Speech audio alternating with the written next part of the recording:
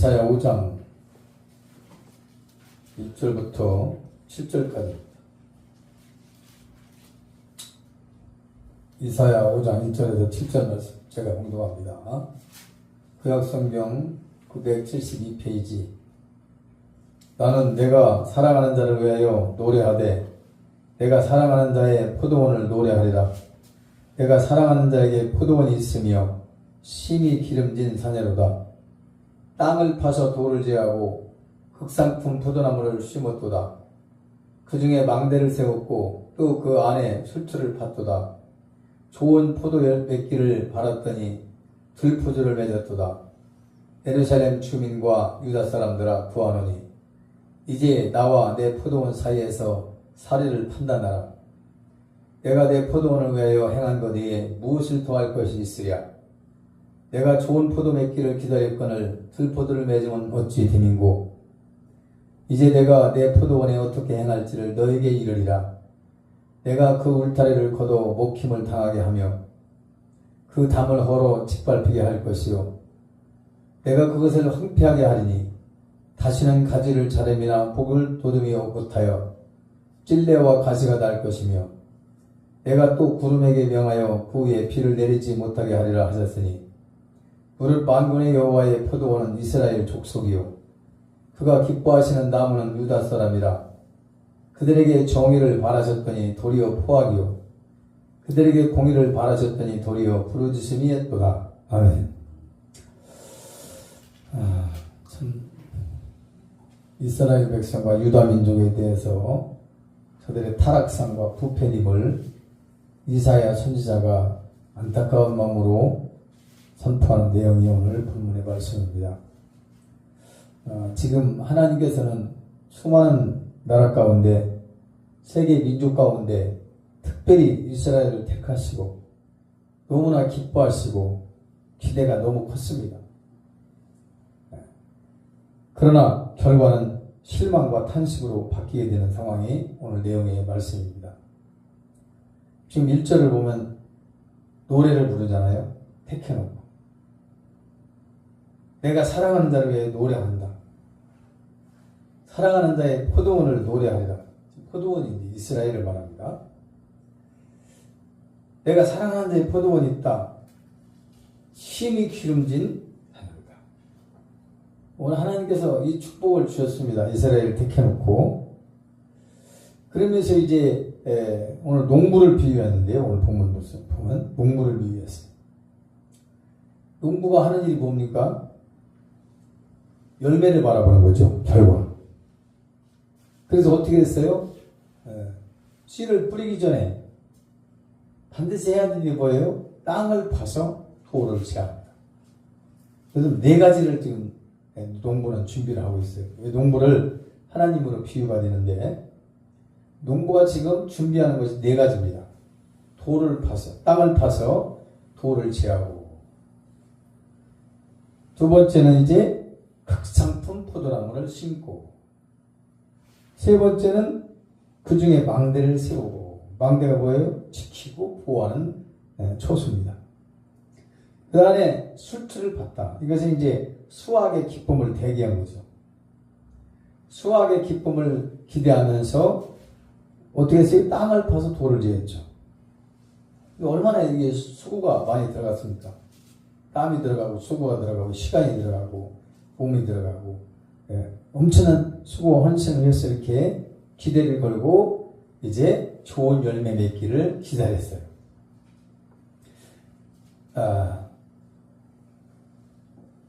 4절에 보니까 내가 내 포도원을 위하여 행한 것 위에 무엇을 더할 것이 있어요. 내가 좋은 포도 맺기를 기다렸거늘 들포도를 맺으면 어찌 되느냐. 지금 이제 하나님은 이스라엘을 택해놓고 너무 기뻐서 막 노래를 부를 정도로 기뻤어요. 그리고 막 큰 기대를 걸었어요. 극상품 포도나무를 맺을 것을, 극상품 포도 열매를 맺을 것을 기대하면서 땅을 파고 막 돌을 제하는 수고, 애쓰고 힘써서 기대를 걸고 있었는데, 결혼에 가서는 뭐예요? 들포도를 맺힌 거예요. 그러게 농부 입장에서는 기가 찬 겁니다. 수고한 대가가 아무것도 없고 허탈감과 말로 다 할 수 없는 실망감으로 가득 찬 거죠. 수고한 보람도 없고 투자한 보람도 없고 들포도를 맺혔으니까 결국은 이제 버려질 수밖에 없는 상황이 된 겁니다. 이스라엘을 버릴 수밖에 없는 상황이 된 거예요.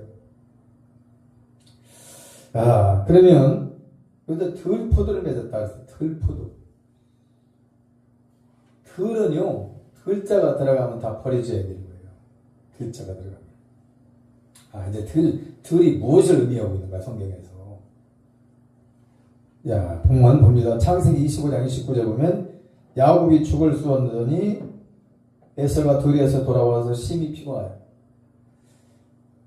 지금 야곱이 죽을 쏘고 있었고, 에서는 들에서 사냥을 하러 갔다가 돌아왔지요. 그러니까 에서가 들의 사람이에요. 들사람.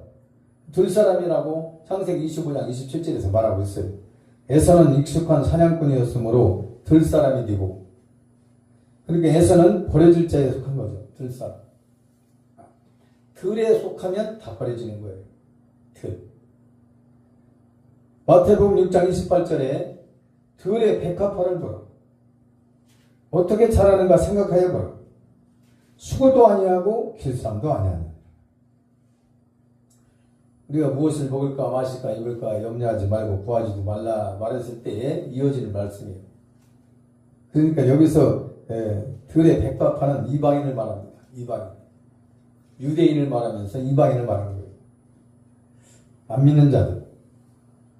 그 비유로 말한 거죠. 그러니까 들의 백합화 먹이고 입히지 않느냐. 하물며 하나님께서 택하신 자녀들을 굶기겠느냐 이 얘기죠.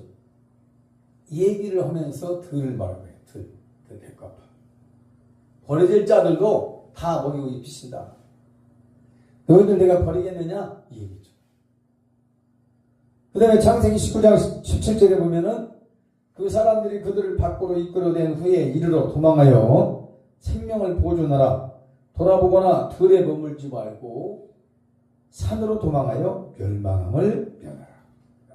들에 머물지 말고 산으로 도망하여 멸망함을 면하라. 들에 누가 들에 머물었죠? 요새 서의 둘 요새 척 들에 머물러 있다가 저들은 소돔기둥으로 멸망을 당한 겁니다. 그러나 롯과 두 딸은 산으로 갔잖아요. 산으로 도망갔기 때문에 사는 거예요. 이 사람들이 지금 이 시대도 여전히 들에 머물기를 바라고 들에 머물러 있는 겁니다. 거룩한 산. 산은 거룩한 곳이에요. 하나님의 임재가 있는 곳이에요. 예배의 처소예요. 말씀을 받는 곳이고 응답받는 곳이 산이에요. 근데 들이라는 이 세상 지하에 머물러 있고 하나님께 나오지 않는 자들 망할 수밖에 없는 거죠. 그래서 결국은 멸망함을 당하고 맙니다. 들에 머물러 있으면 안 된다는 것을 우리에게 보여주는 거예요. 그 다음에 누가복음 15장 4절에서도 거기에 양 한 마리가 나오죠. 99마리와 한 마리 양이 나와요. 너희 중에 어떤 사람이 양 100마리가 있는데 그 중에 하나를 잃으면 99마리를 들에 두고 99마리를 들에 두고 그 잃은 것을 찾아내기까지 찾아다니지 않겠느냐. 여기서 99마리를 왜 들이라고 말했느냐, 왜 들에 두고라고 말했느냐. 99마리가 뭐예요? 회개할 것이 없다고 생각합니다. 나는 의인이야. 나는 회개할 것이 없어. 회개할 필요가 없어. 이렇게 생각하는 사람들. 이게 누구예요? 바리새인과 유대인들이에요. 비유로 말하자면 한 마리 잃은 양은 회개하고 돌아오잖아요. 나는 죄인이라고 하면서 회개하고 돌아오는. 이게 어쩌면 이방입니다. 나는 회개할 거 없어. 의인이라고 생각하는 사람에게는 들에 놔두라고 버린다는 거죠. 들에 속해 있으면 다 버려져요. 들. 예수 그리스도 안에서 구원이 있는 것이지 들은 어디입니까? 밖에잖아요. 밖에. 예수밖에 무슨 구원이 있습니까? 예수 외에는 구원이 없잖아요.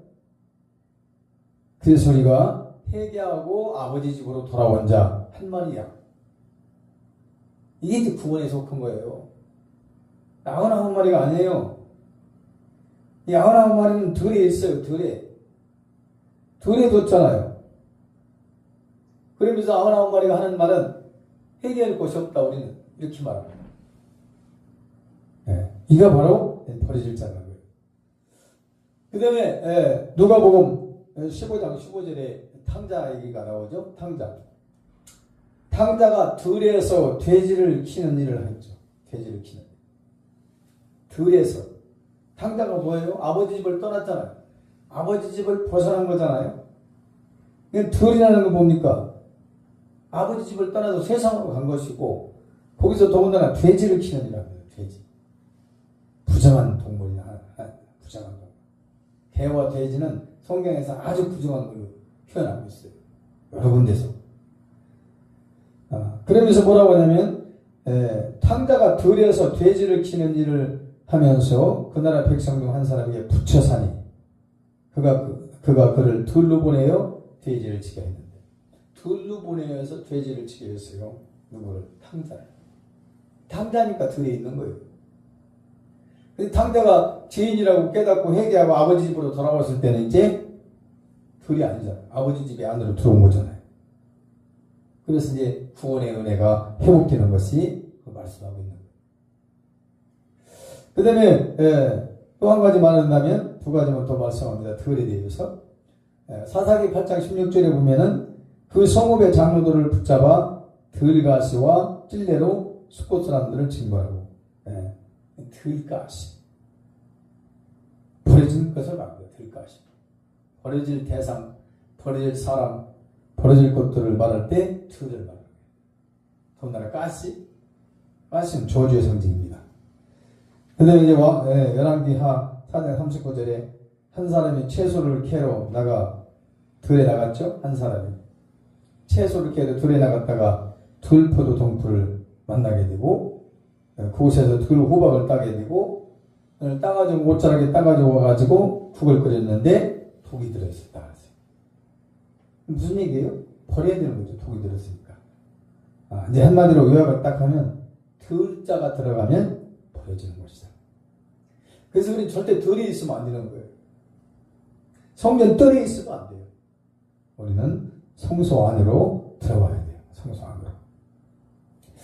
그러면 하나님께서 잘 한번 생각해봐요. 지금 하나님이 이제 농부를 비유했는데 이렇게 수고하고 애써서 좋은 열매 맺기를 바라고 국산 분포도 맺기를 바랐는데 결론에 가서는 들포도를 맺었을 때 이제 하나님이 치리를 합니다. 치리. 그냥 놔두지 않아요. 어떻게 치리하느냐? 네 가지가 나와요. 첫 번째 보니까 내가 울타리를 걷어서 먹혀버리게 할 것이다. 울타리를 걷어버리겠다. 울타리는 보호막입니다. 방어막입니다. 울타리를 걷어버린다면 분명히 이제 적이 들어오게 돼 있죠. 그래서 울타리를 걷어버리니까 바벨론이, 아수르가, 블레셋이, 암몬 이런 나라들이 막 이스라엘을 치는 거죠. 수없는 전쟁을 치르잖아요. 하나님 뜻대로 안 살아서 그런 일을 겪는 거예요, 지금. 들포도를 맺기 때문에 그런 거예요. 극상품 포도 열매를 맺었으면 이렇게 버려지지 않죠. 두 번째는 담을 헐어서 짓밟히게 하겠다. 담도 역시 보호막입니다. 방어막입니다. 시골에 옛날에는 다 돌담이 있었잖아요. 울타리가 있었고. 그건 도둑이 들어오지 못하도록 막는 것이요. 그게. 돌에 담이 헐려버리면 반드시 뱀이 뭅니다. 전도서 나오는 말씀이에요. 담이 헐리면 뱀이 물 것이요. 그런 말씀 나와요. 담을 헐어버리니까 온갖 막 이스라엘을 공격하는 거예요. 주변 나라들이. 하나님께서 이렇게 봉을 해버리는 거예요. 치해버리는 거예요. 그 다음에 찔레와 가시가 나게 하고. 찔레와 가시가 나면 찔레가 가시 뭐예요? 왜? 찌르는 거잖아요. 계속 이제 찔러내는 거예요. 이스라엘 백성들을. 여기서 찌르고 저기서 찌르고 여기서 공격하고 저기서 공격하고 막 나를 괴롭히는 사람들이 많습니까? 나를 찔러내는 사람들이 많습니까? 이거 하나님 앞에 우리가 잘못된 것이 뭔가 있다는 걸 발견해야 돼요. 나를 찔러댈 때는. 그 도구로 쓰는 거예요. 막 나를 찌르도록. 가시와 찔레가 뭐예요? 아픔을 주는 거잖아요. 고통을 주는 거잖아요. 그 다음에 구름에게 명해서 피를 내리지 못하는 다 피가 내리지 않는다? 그러면 모든 생물이 살아날 수가 없죠. 흉년이 되니까요. 기근을 만나니까.